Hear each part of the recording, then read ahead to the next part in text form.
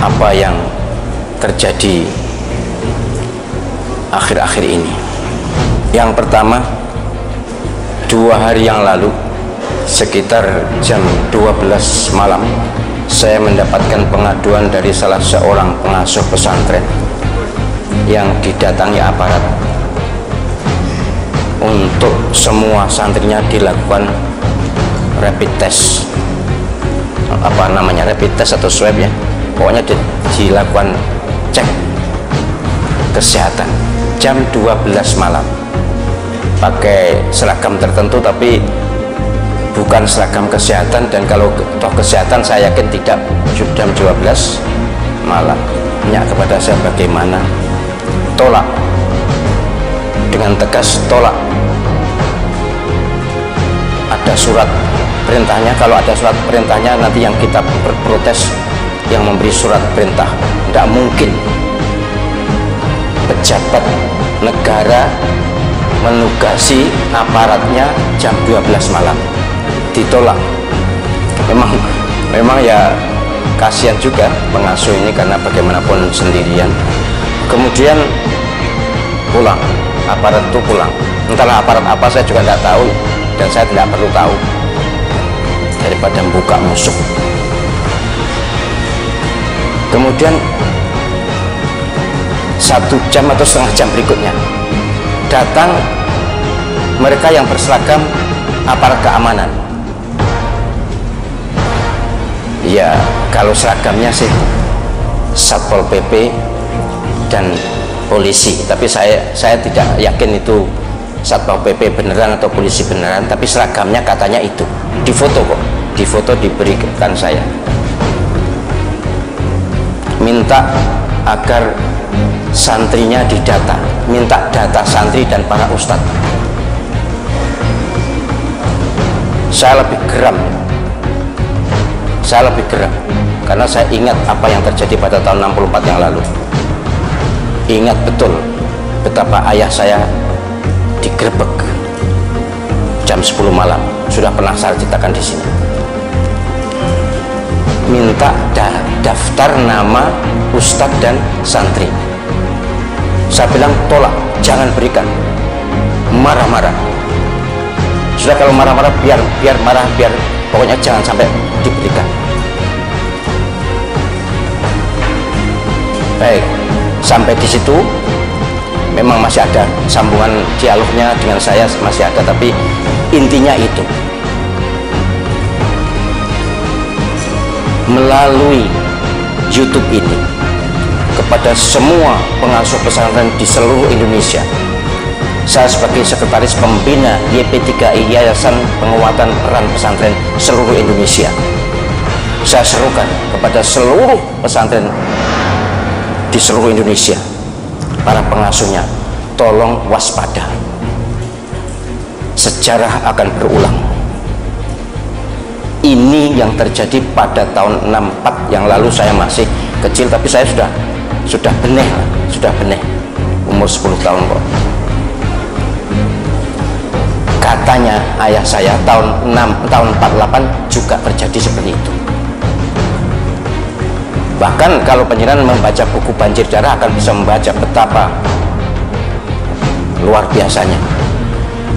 Tidak terima gitu, tidak hanya minta ngetes atau minta daftar, datang membawa pedang, membawa celurit, langsung mengambil.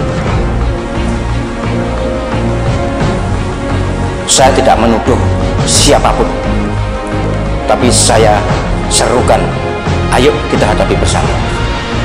Jangan gentar. Umat Islam kalau kompak, kalau bersatu, Allah SWT pasti memberikan pertolongan. Iyalah, silakan baca Al-Quran surah Al-Anfal itu. Mengapa Nabi Muhammad SAW dan para sahabatnya itu kuat? Karena kompak, karena bersatu. Ini jangan mau digoyah-goyah. Jadi jangan mau panjenengan semua pengasuh pesantren di seluruh Indonesia, kalau ada gerombolan orang atau sekelompok orang mau ngetes, kalaupun ada, lihat dulu ada surat perintah atau surat tugas atau tidak. Pejabatnya jelas siapa, harus jelas, dan jamnya bukan tengah malam. Walaupun yang memberi surat siapapun pejabat tertinggi di negeri ini sekalipun, kalau jam 12 malam jangan terima, pasti ada apa-apa. Nek tuh meriksa kesehatan, meriksa jam 12 bengi, jam 12 malam. Untuk apa? Kenapa?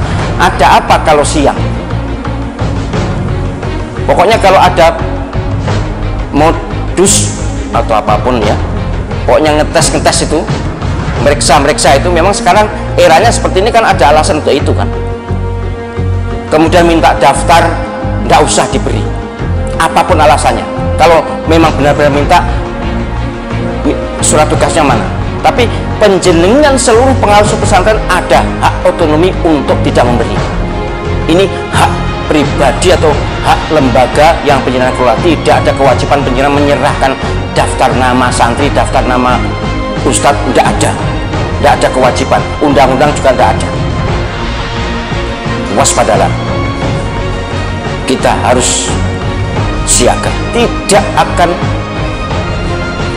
menyerang siapapun. Kita tidak akan menyerang siapapun, tapi kalau mereka jual, kita borong. Kalau mereka datang, tergantung apa maunya. Kalau datang baik-baik, kita terima baik-baik. Tapi kalau datang ada hal-hal yang mencurigakan, sejarah akan berulang. Jadi seruan saya sebagai sekretaris Dewan Pembina Yayasan Penguatan Peran Pesantren Seluruh Indonesia, jangan pernah ada pengasuh pesantren yang terpengaruh dengan bujuk rayu kelompok orang yang tidak jelas, atau kalaupun jelas tapi tujuannya mencurigakan. Sekarang ini kita harus lebih berhati-hati. Ini terjadi, benar terjadi, bukan khayalan, benar terjadi. Saya ada fotonya.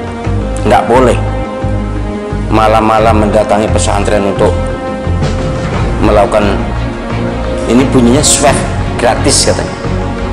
Swab gratis. Swab itu mahal kok, gratis teko bengi-bengi loh.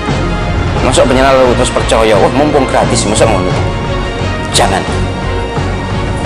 Walaupun gratis tapi kita tidak ada perlunya untuk swab, tidak ada perlunya untuk tes apapun. Penjenengan yang penting menjaga kesehatan, hidup sehat dan bersih, protokol kesehatan dipatuhi, zikir istiqomah, sudah. Wong ndak ono apa-apa kok tiba-tiba seperti itu.